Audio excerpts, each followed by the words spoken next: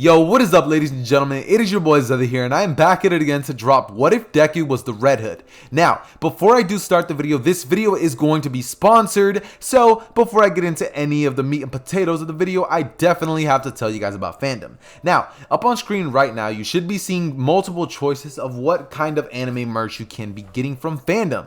They are, of course, a company which sell anime merch, and they sell some of the dopest things: hoodies, shirts, jackets, and they even sell the Tokyo Manji stuff. They sell Demon Slayer, My Hero Academia, Naruto, pretty much any mainstream anime that you can think of. They pretty much have merch for it, and you guys should have been able to see anything that is up on screen. If you like anything, you can definitely go down below, click the links in the description. One will take you to My Hero Academia merch, the other one will take you to anime merch and apparel.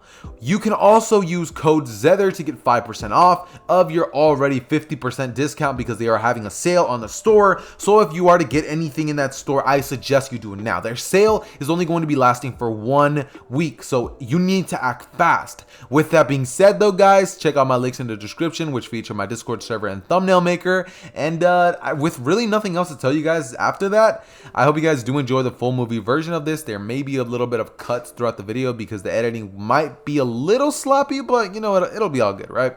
That being said though, I hope you guys enjoy the What If.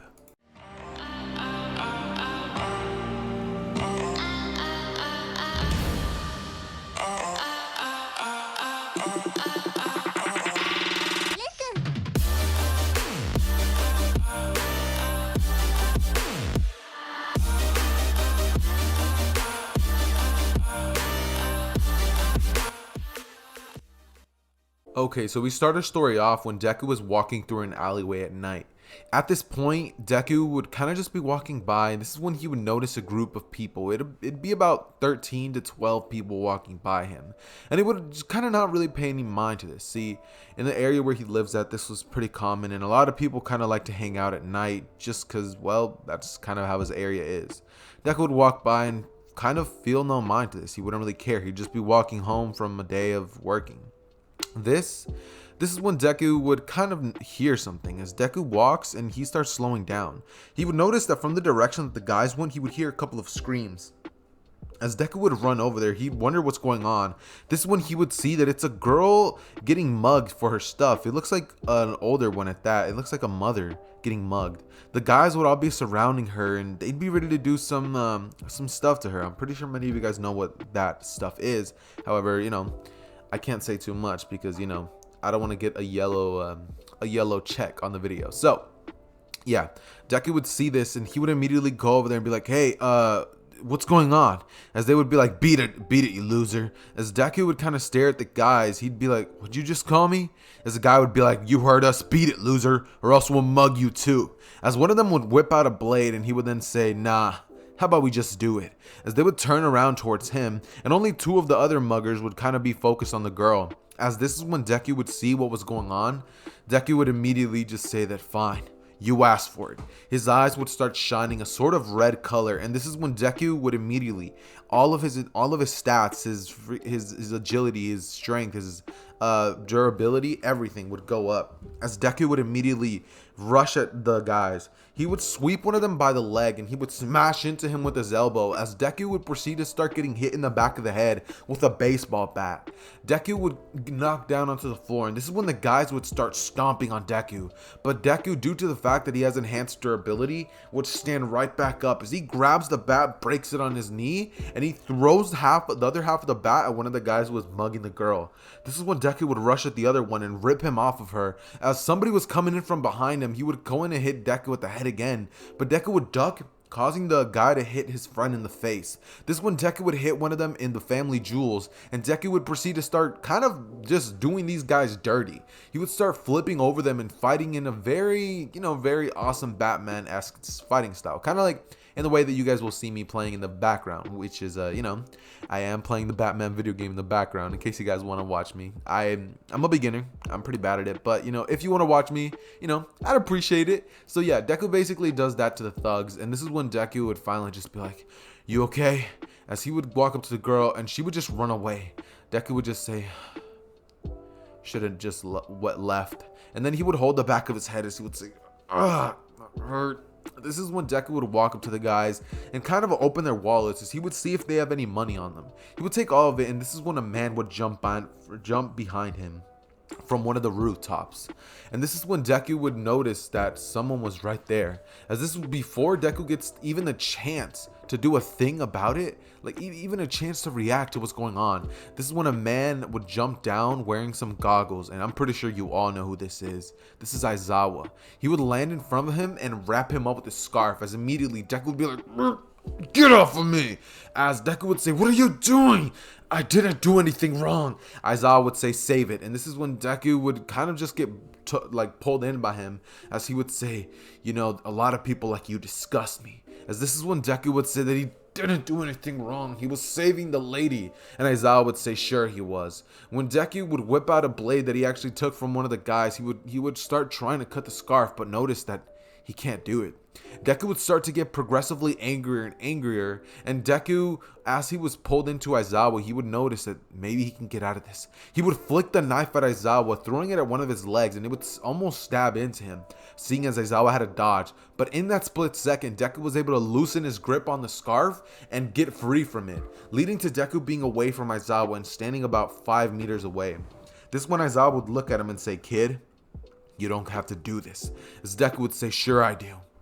As this is when a fight would break out. Aizawa and Deku would rush at each other. As Deku would start to fight back, he would start to do a very street brawler style, and Deku would throw punch after punch. He'd dodge as many hits from Aizawa, and I can't lie, this battle is very, very even. Like, they're both landing solid hits, and it doesn't really look like there's gonna be a clear-cut winner. But this is when Deku would grab onto Aizawa's scarf and pull him in. As he would elbow Aizawa square in the nose, making his vision fuzzy, Aizawa would close his eyes for a split second, and Deku would finally unveil his quirk. He'd finally be able to activate it once more. And this is when Deku would start being on the offensive end of things. Before, the fight was more even because Deku's quirk was cancelled by Aizawa. But now that he had it back for a split second, Deku would land a thunderous blow to Aizawa's stomach. As Aizawa would be sent crashing into a wall, he would then stand up and activate his quirk once again, as Deku's quirk would be inactive, and Deku's all of his stats would go back to normal, as Aizawa would wrap him up in the scarf again and hang up from the top of a lamppost, leaving Deku no way to escape from there. He'd say, "Let me go, I didn't do a thing wrong." Aizawa would look at him and say, "Well, if you didn't do something wrong before, you did something wrong now. You fought back against a pro hero. Now explain yourself." As Deku would be like, "Ugh." He would then say, "These guys, the ones over there, they mugged a girl and I was trying to save her. But then you came in not even knowing what was going on, and you wrongfully, just decided I was in the wrong." As this is when Aizawa would look towards them and he would see what they had on them, as he would say, "Well, why do you have knives and weapons?" As he would say that he took them off of them. As Aizawa would say, "So you robbed the robbers." And Deku would say, "I mean, when you put it like that, it sounds wrong, but I don't really think I was in the wrong. They were trying to mug that girl over there." Aizawa would then look at Deku and think back to that battle. It's been a long time since anybody was able to put up that much of a fight against him. And in this version of events, this Aizawa will be 2 times more skilled in combat experience than his than his canon counterpart. Yeah, than his canon counterpart. As this is when Aizawa would let Deku down, and Deku would fall down onto the ground, smacking his face onto the pavement. As Deku would say, "That was that for?" As Aizawa would say, "I guess I'll let him go for now," but not to get into anything like that. As he would then look towards Deku and ask him a question. He would say, "Hey kid, before I go." As he would be looking away towards the rooftop, Deku would look at Aizawa as he stares at his back and ask, "What?" As this is when Aizawa would say, "Are you going to a hero school anytime soon?" As Deku would say, "No."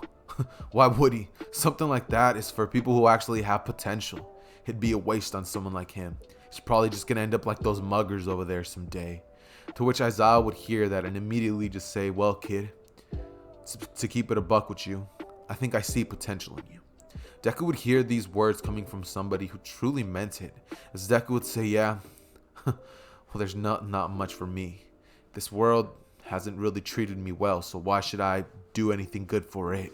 As this one Aizawa would say that maybe not, but you can prove everybody wrong. You can be better than what they hope you will be. As Deku would hear that, he would then say, "Yeah, maybe." as this is when Aizawa would tell Deku and offer him a spot. He would ask Deku if he would be willing to train with him for the time before the UA entrance exam, and he would help him get into that school. If he was able to get into that, everything would change for him. He would maybe have a better chance at a future. He could become a hero, and he could finally get out of this lifestyle. As Deku would hear those words coming from Aizawa, he would smile a little bit, as he would think, that'd be nice. He would then tell Aizawa that he'll think about it, as Aizawa would say, good. Here, as he would throw a paper at Deku, it would be a crumped up little paper. Deku would grab onto it, and it'd be Aizawa's number. Deku would write it down on his phone, and he would then end up leaving the area, as this is when Deku would begin to walk home.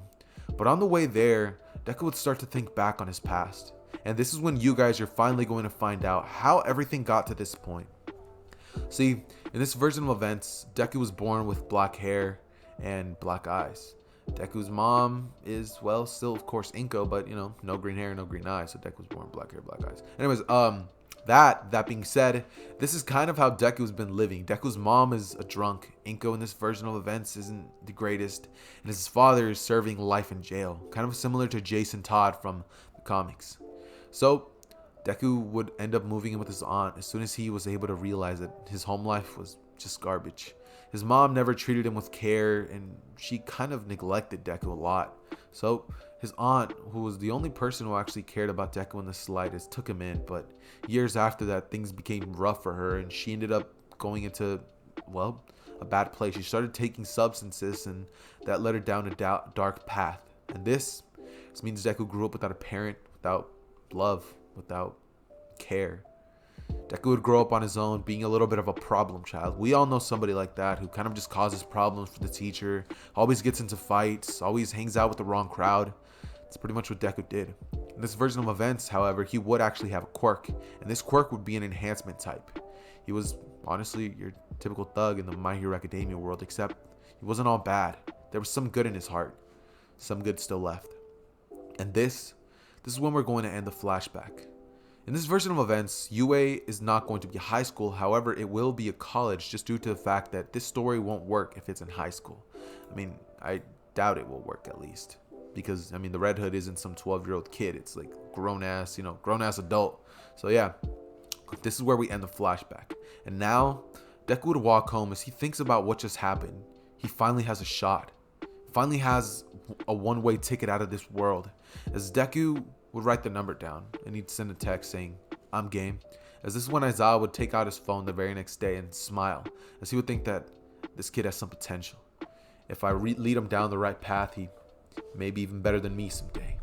And Deku would then pass out, as he would wake up the very next day to a message from Aizawa telling him to meet him at Dagoma Beach. Deku would arrive there, as Deku at this version of events has about 1 year to train with Aizawa. And Aizawa would definitely be doing the best that he physically can for Deku, as it is Deku's last year of high school. He's about halfway through the year, and after the 1 year, he's going to have 5 months also to train. So Deku's going to have a long time to train with Aizawa. It's at this point that Deku would meet Aizawa at Dagoma Beach, and Aizawa would tell him that for the first part of their training, they're both going to be cleaning up the beach. As Deku would say, what? Why would I do that? This isn't training. I knew this was a scam. As he would walk off, and Aizawa would tell him to stop. Just turn back around. Because if he wants to have this chance, he needs to do this for him. As Deku would turn towards Aizawa and say, yeah, you just wanted me to do your work, didn't you? This is all you wanted from me. As he would walk away and say, I'm gone. This is when Aizawa would grab his arm with the scarf and tell him to come back. Come on. It won't be that hard. It's training for your physical body. We need you to get even stronger. As Deku would turn around and realize that Aizawa might be onto something. Deku would come back, and he would spend the next 2 months cleaning up the beach. As after the 2-month mark, Deku would say that this is pointless. There's no way he's going to be doing this for free anymore. He could have been working a normal job, but instead he was wasting his time with him. He's out of here. He would look towards Aizawa, as Aizawa would look at him and say, kid, you really are hopeless without me. As Deku would look towards Aizawa and say, yeah, well, I'm going to go back to being hopeless then. It'll be even better than cleaning up some sorry beach for you. As Aizawa would tell him to turn around and try to fight him. Deku would do so, and immediately as soon as the battle would start, Deku would notice that he was stronger than before. His movements were faster. He was less sluggish, and for some reason, he was better. He fought against Aizawa, and this time, even without his quirk, it was more of a stalemate, and Deku was a little happy about this. After this, he would look towards Aizawa as he got put down on his ass pretty quickly by him. He tells him that was awesome, to which Aizawa would tell him that, yeah, that was physical training. I mean, it may not have looked like much, but that's what it was at the end of the day. Deku would spend the next month finishing the beach, and this is when they would finally start their real training.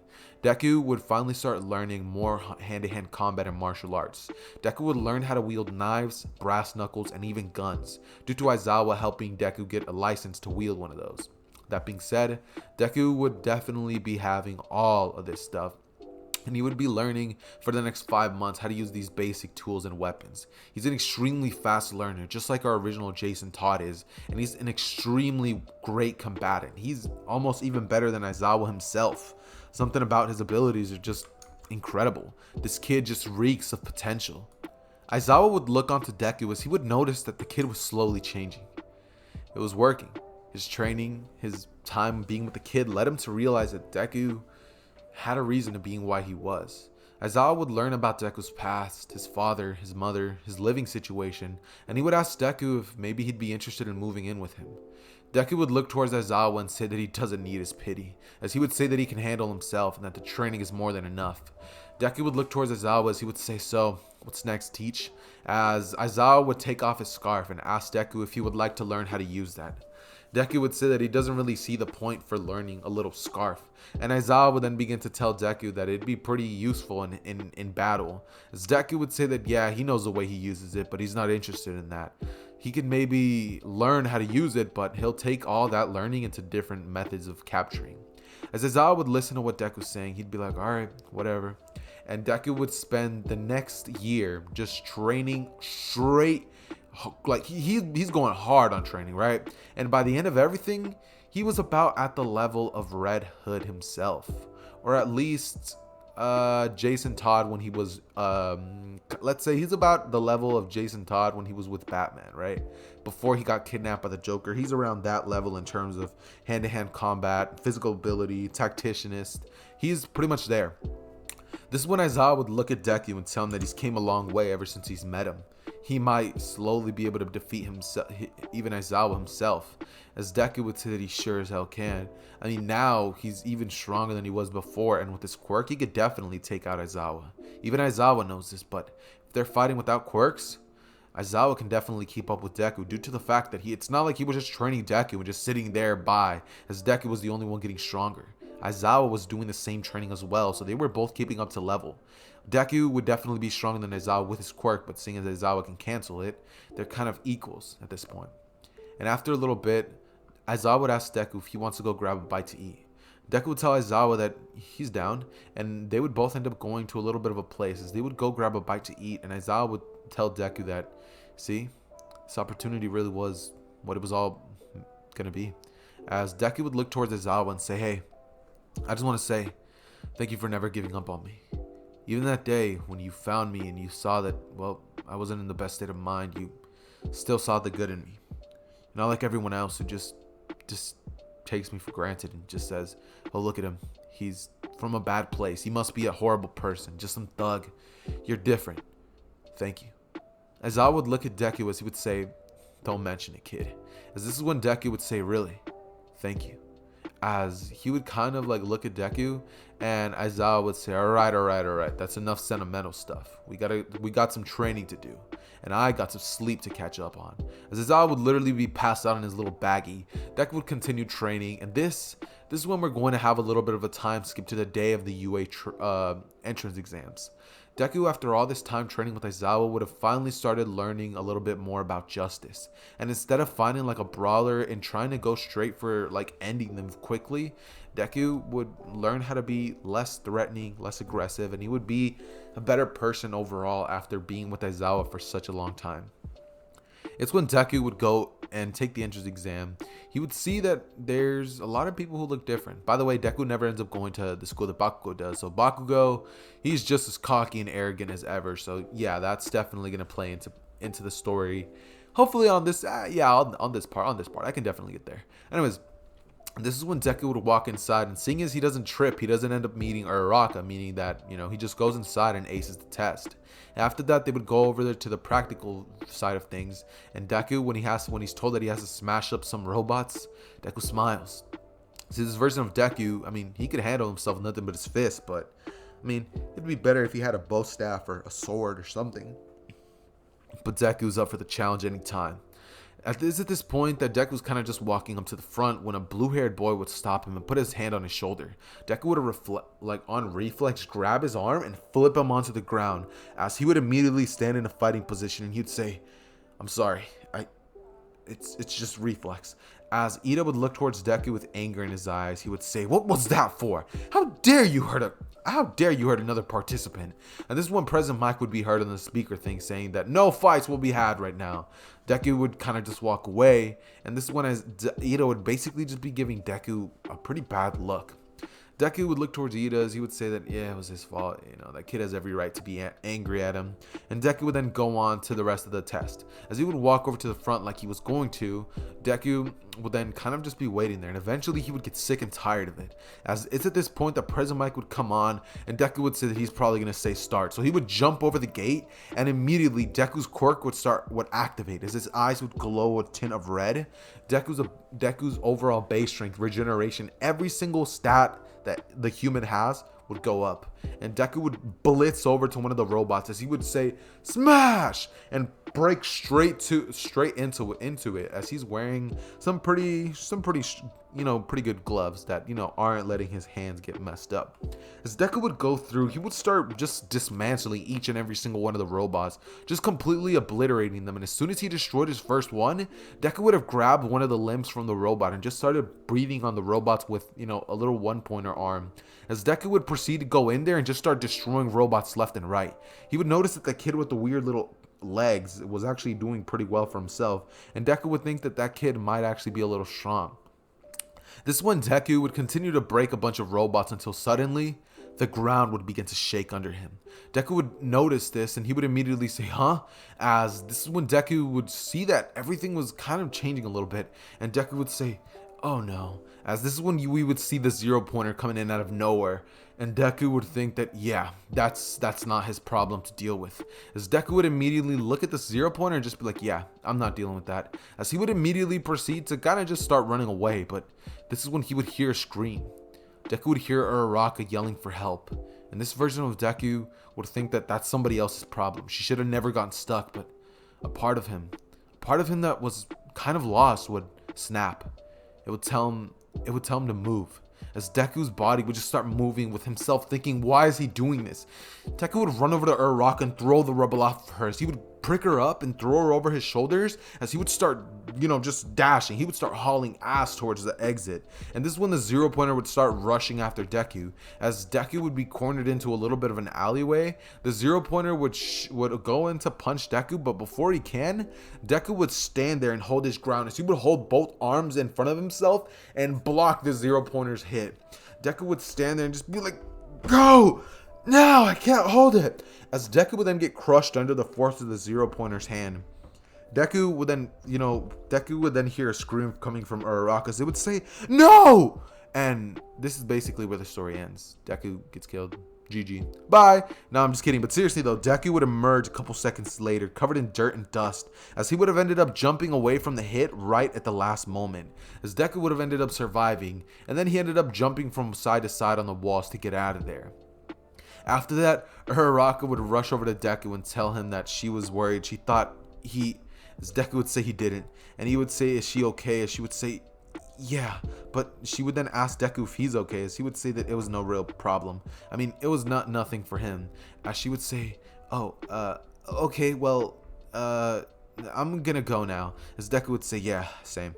As he would end up leaving the entrance exam, and he would send a text to Aizawa saying that he thinks that went well. Aizawa would send him a little bit of a straight face emoji, the one with like the straight line and like just that emoji that kind of just says, "Dude, what are you doing?" He sent that emoji. As Deku would laugh, and he would end up going home back to his house. As he would slam the door, and his aunt would yell, "Hey, Don't slam my door like that. Right where we had left off in the last part, Deku would arrive home and his aunt would yell at him to close that door. As Deku would do so, and he would then go up to his room, as it's basically at this point where Deku would proceed to just go into his room. He'd kind of just sit there, lay down, throw his stuff, and then just think, what's new? As he would lay down and pass out. The very next day, Deku would have a pretty average day. He would just go into his room and he'd go over to his daily job. As I'm just gonna say that in this version of events, Deku works at a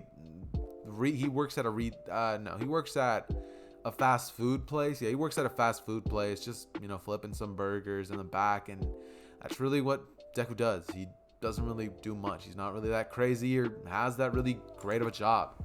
At this point, Deku's kind of just at his job and he's kind of just thinking that what's new? As Deku would get out about like at 3 in the afternoon, Deku at this point would wind up walking home, and it's at this point that Deku would check the mail to see if he got his acceptance letter yet.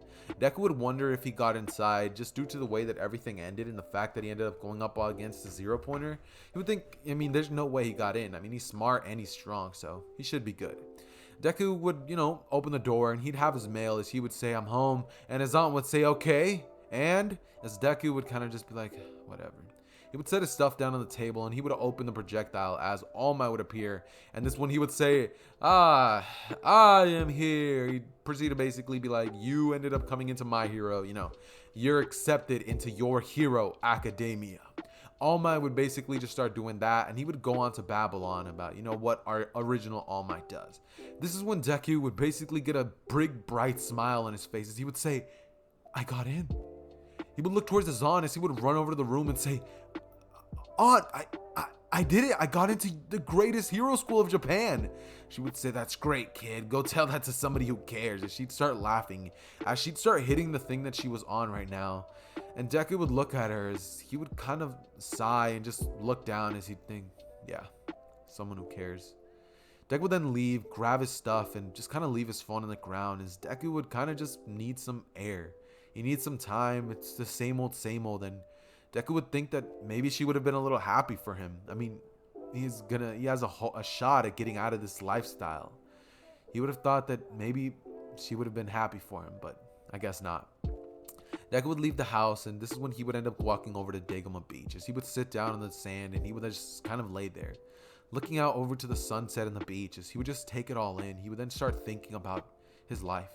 He would think about whether it's even worth it to try to become a hero, and Deku would just sit there. This is when about 1 hour later, somebody would finally come over to him, as this is when Aizawa would actually appear. This is when we would hear Deku hear from the back of his head. He would hear, "I knew I'd find you here, kid." He didn't answer any of my texts or calls. As Deku would turn around to see Aizawa, he would say, "Oh yeah, sorry about that. Left my phone at the house. I didn't really feel the need to bring it with me today." As Aizawa would basically sigh, he'd be like, "Listen, kid, we've never really had the chance to talk, so right now I'd like to just really get to know you better than I have. Let's just talk. Come on. Just tell me what you're thinking. I can't help you unless I know." Deku would look towards Aizawa. He'd sigh and then say, all these years he felt as if it was his fault that his life has turned out the way he did. He thought that it's his fault that his mother left him. It's his fault that his dad's in jail. It's honestly all him. Maybe things would be better if he was never born.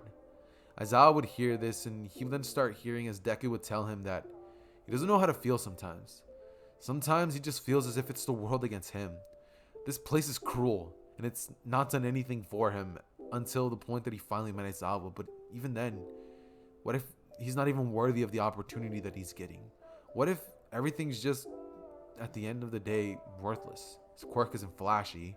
What if he doesn't even become a pro hero like All Might or something like that?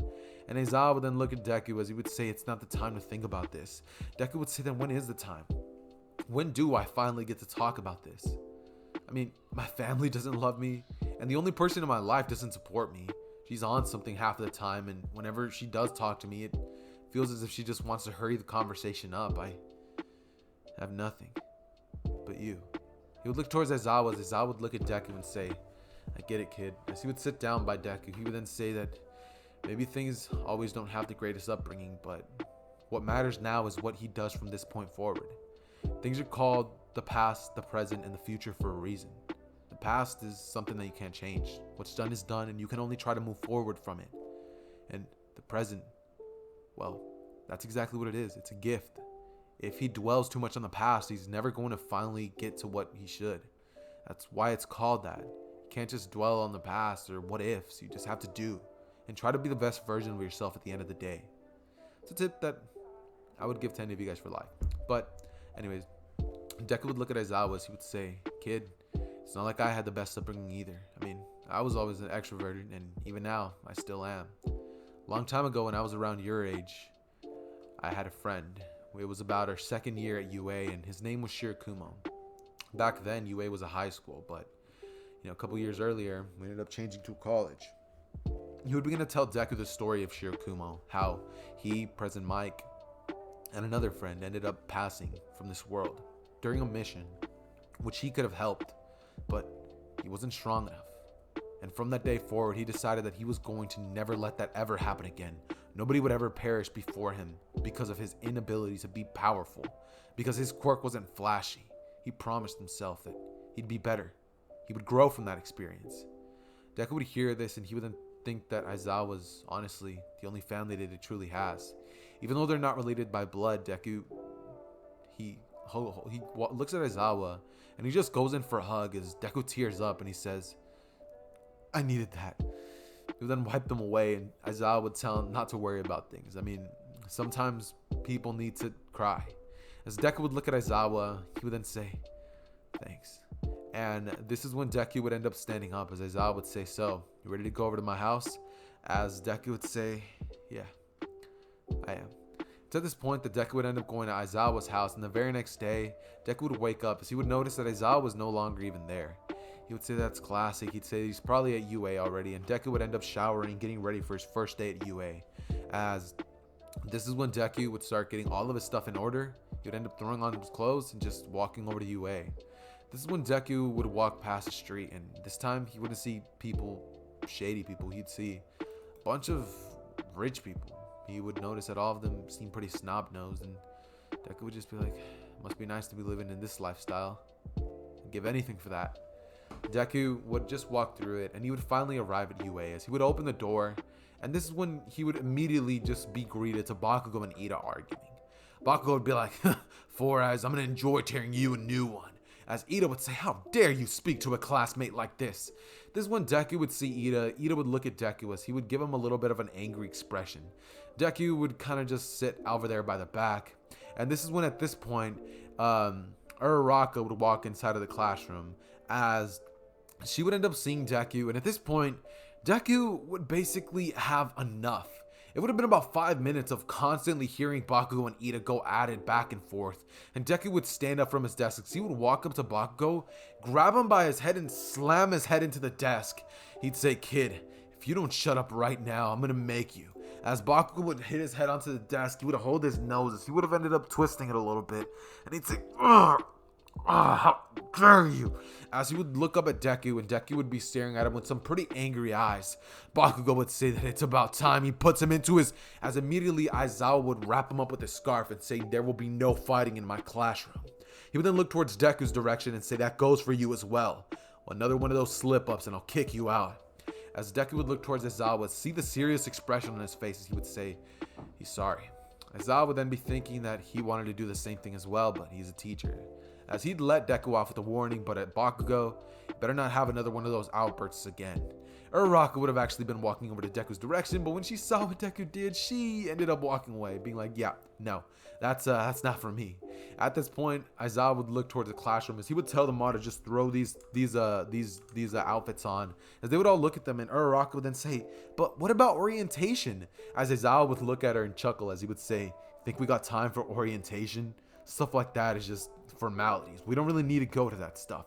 If you really want to become a hero, you need to be willing to put in the time. And we have 3 years to make you guys the best heroes you can be. Is that understood?" Uraraka would say, "Yeah." And this is when they would be right. Perfect. Then put these on and meet me outside. Everybody would end up walking over to their areas, and this is when Aizawa would end up actually walking into the guy's locker room, just trying to make sure that no fight breaks out, meaning that Mineta doesn't even end up peeking at the girls' locker room, and this whole little situation honestly goes by just normal. Everybody puts on their suits and meets Aizawa outside.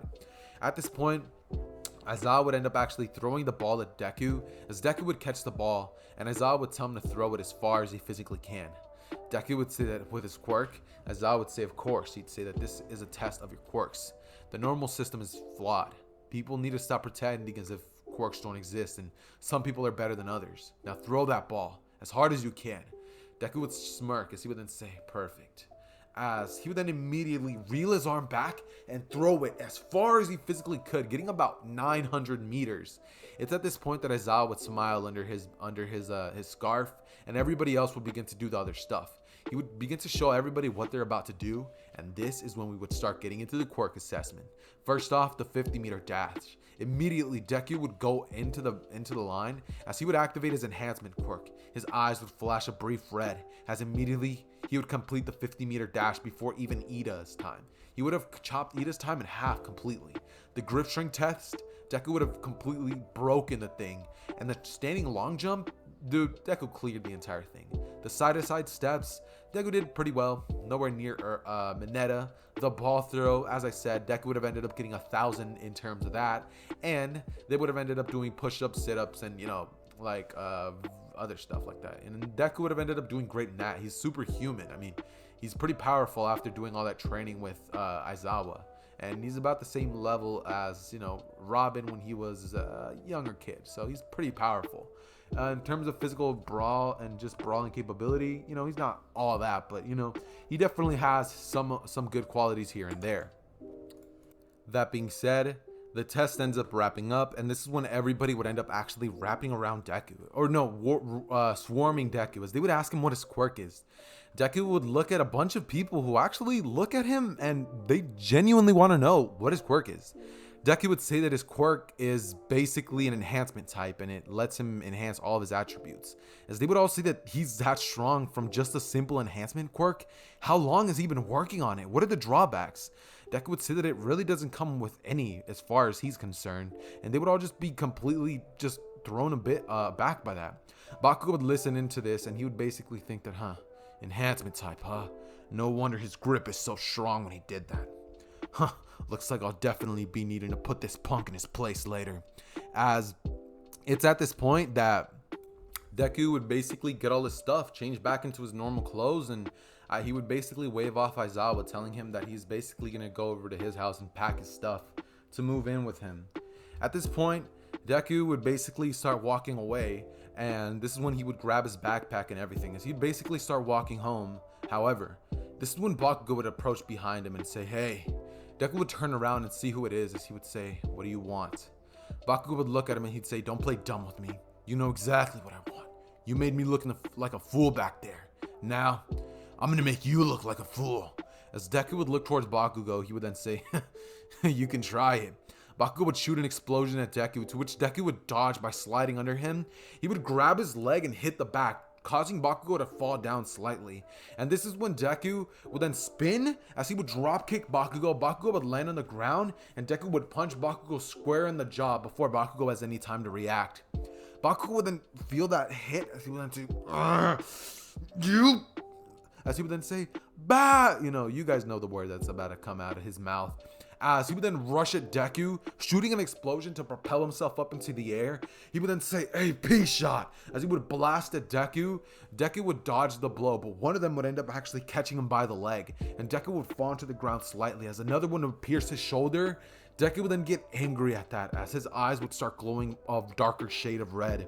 Deku would then look at Bakugo, as he would say that he's over.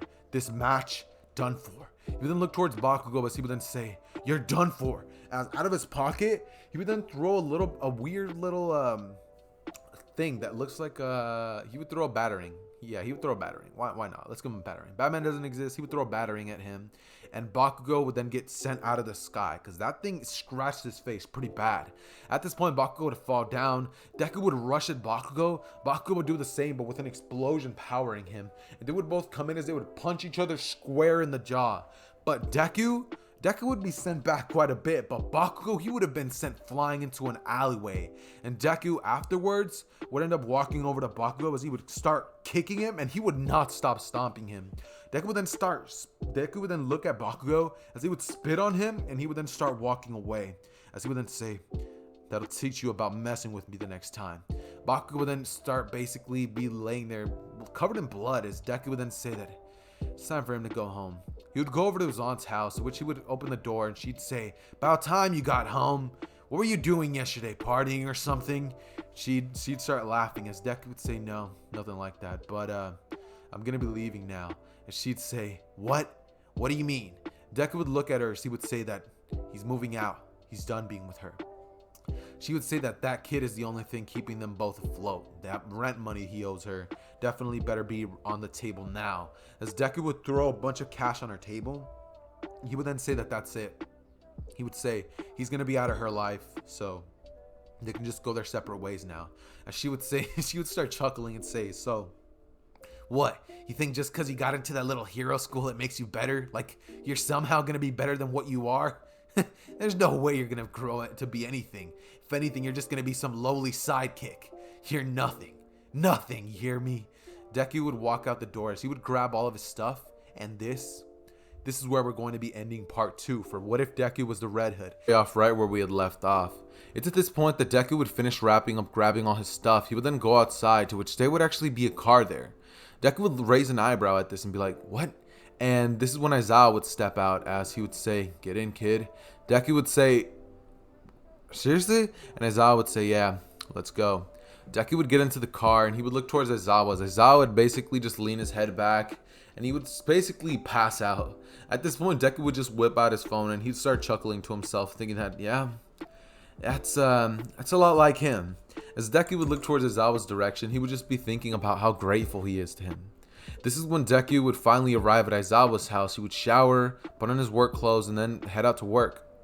On this day, Deku would kind of just be behind the counter and he would kind of just be taking some random orders. At this point, Deku kind of is at his job just like usual. And it's when out of nowhere, Deku would have basically gone over there to, just check up on the food and check up on how everybody's doing. As they would basically look at Deku, Deku would look at the person who's at the counter as he would see one of his coworkers.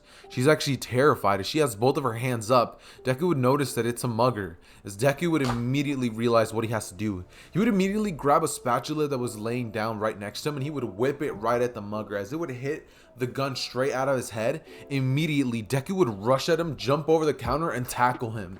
As he would start punching him square in the jaw, just bam, bam, bam. At this point, the guy would start getting would get beaten to a pulp pretty much. He would get beaten to a pulp. Deku would then get off of him, and this one his coworker would say, "Whoa, you're amazing." Deku would look at her and say, "No, I had to stop this guy." As he'd basically put the gun in a little bag, he would then call the police, and this is when they would all arrive. As this is when basically everything would kind of go as you guys would expect. Now, this is when Deku would actually be told by his manager that he actually did a pretty great job and he's going to be getting a promotion. Deku would get pretty happy about that, seeing as he's going to be promoted to manager now. And Deku would be smiling, thinking that things are looking up for him. Things are definitely looking up for him. Deku after this, of course, would go home, to which he would see Aizawa and he would then tell him the good news. Aizawa would look at him and say, "That's pretty good, kid. Well, it's a little bit of a shame." As Deku would look at Aizawa and say, "What?" He would look at him as he would say, "You're never going to have to pay for things ever again, kid. Look, I need to talk to you. You are going to UA, and honestly, I don't even think it's possible to balance a job and the schoolwork, as well as the training that you do for at least 3 hours a day. There's no way. You're not getting any proper sleep, and your body's not going to, well, keep up with you if you keep up like this. I'm going to need you to come back home. You're going to have a little bit of an allowance with me as long as you behave in school." Deku would look at Aizawa as he would say, "Really?" As Aizawa would look at him and say, "Kid, when have I ever lied to you?" Deku would say, "Never." As Aizawa would look at Deku, he would then say, "All right, now get your stuff, call out. You're done working."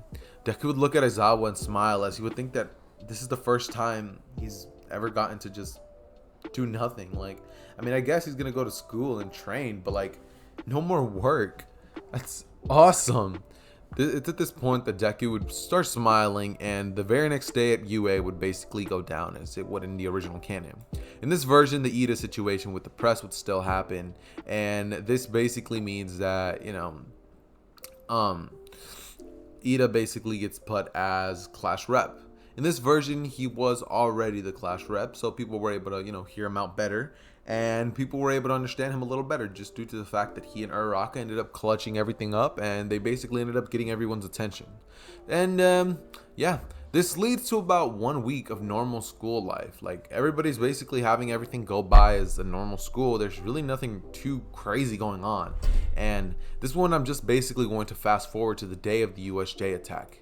Now, it's at this point in time where Deku and everybody else would be on the bus, to which they would all just kind of be jamming out. Deku would be in the back wearing some headphones, kind of just ignoring everything that's going on around him. And Bakugo would be sitting all the way at the front, just next to Aizawa, as Aizawa decided that, yeah, he's not going to let anything happen with him.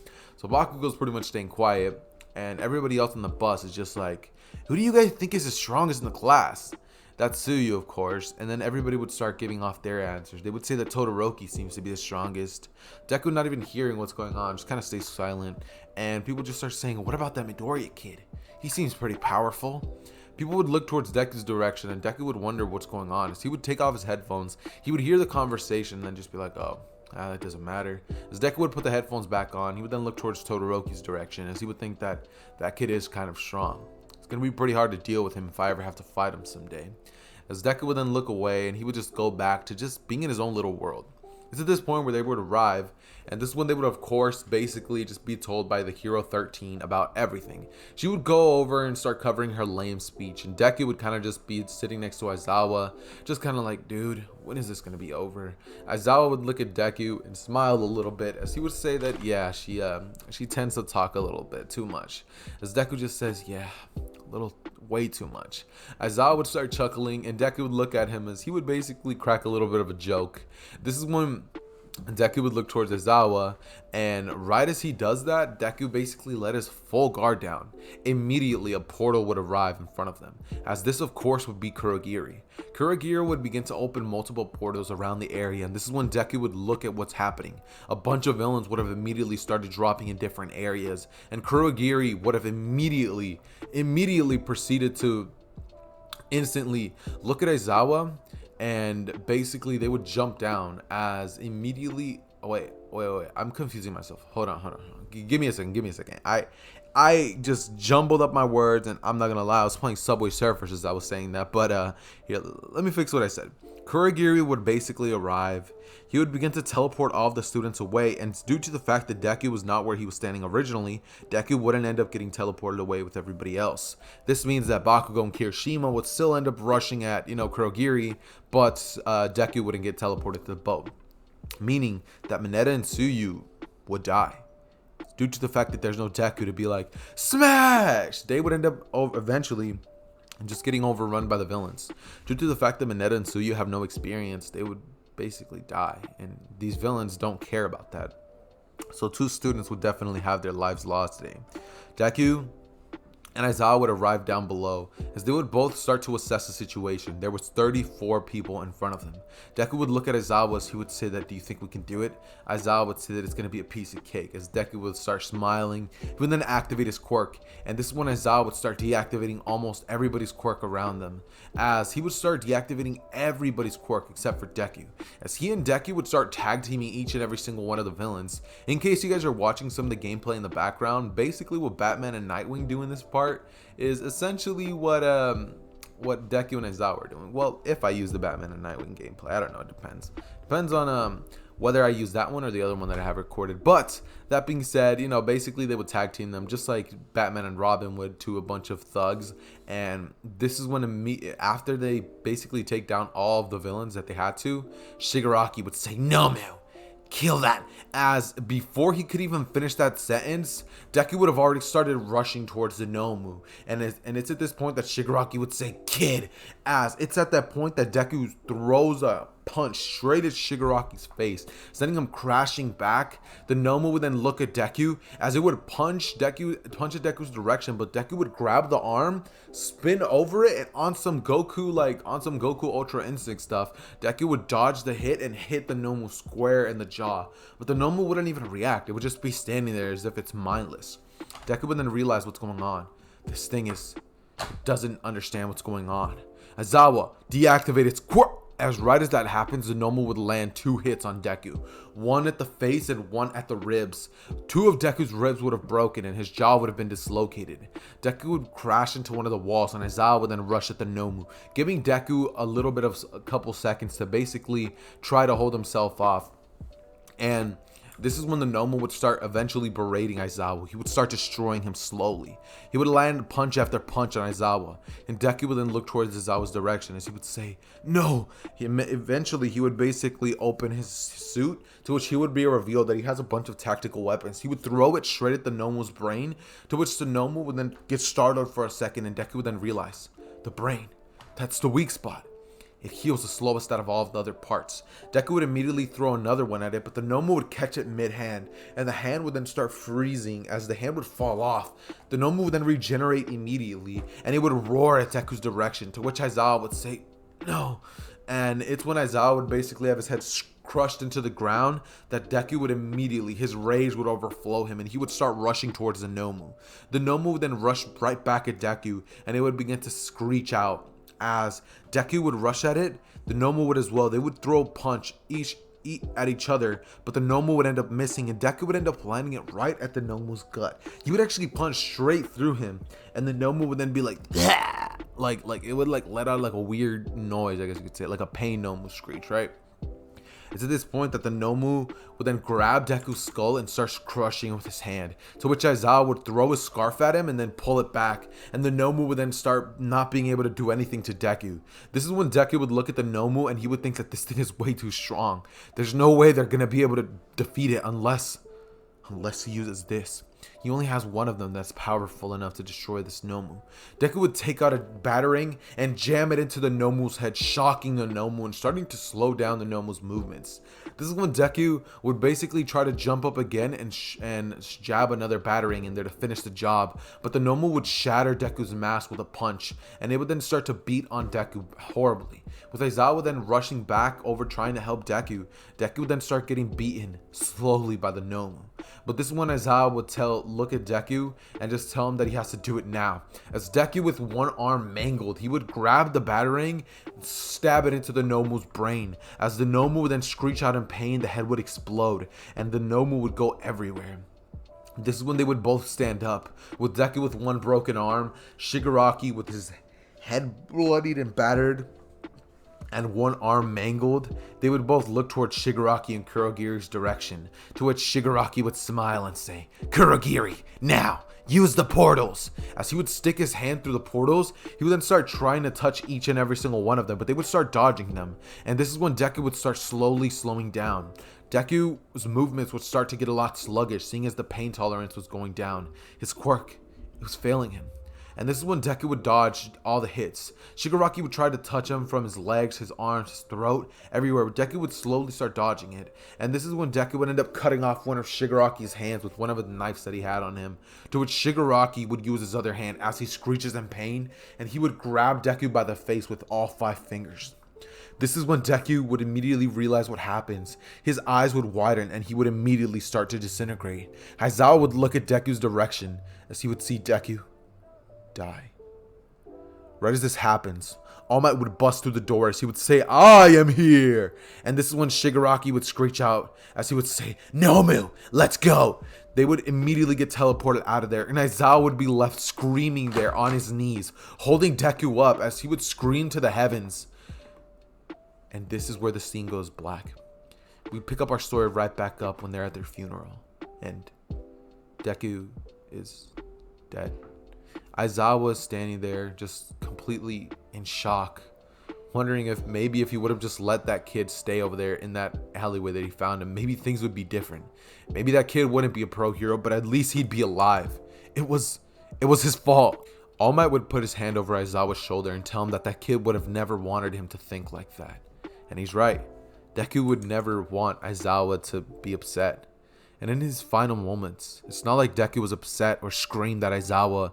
He didn't have any fear in his eyes. He was smiling. Deku was smiling right at his last moment. As soon as the hand touched Deku, Deku looked towards Aizawa as a smile creeped up on his face, and he said, "Thank you."